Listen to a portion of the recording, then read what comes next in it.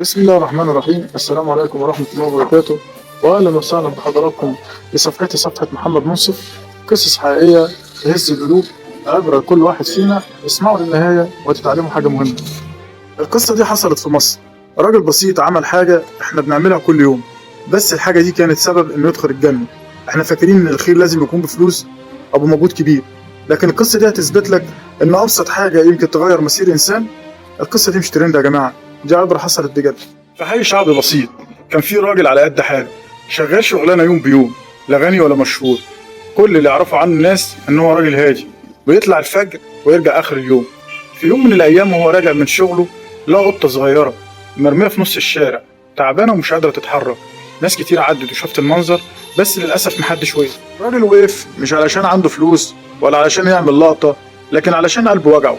دخلها جنب الحيط وجاب لها شوية مية وأكل بسيط من اللي كان معاه ومشي.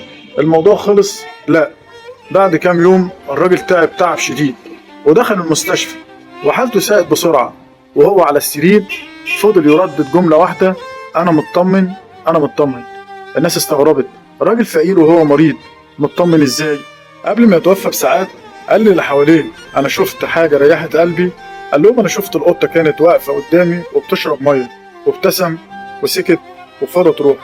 القصة دي يا جماعة لما اتروت، ناس كتيرة جدا افتكرت حديث سيدنا النبي صلى الله عليه وسلم: في كل كبد الرطب أجر. الخير مش محتاج فلوس ولا محتاج كاميرا، الخير محتاج قلب. يمكن شربة مية، يمكن كلمة، يمكن ستر. حاجة بسيطة بس عند ربنا كبير.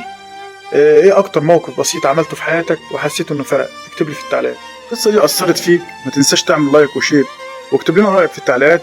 الخير موجود ولو صغير اثره كبير. والسلام عليكم ورحمة الله وبركاته.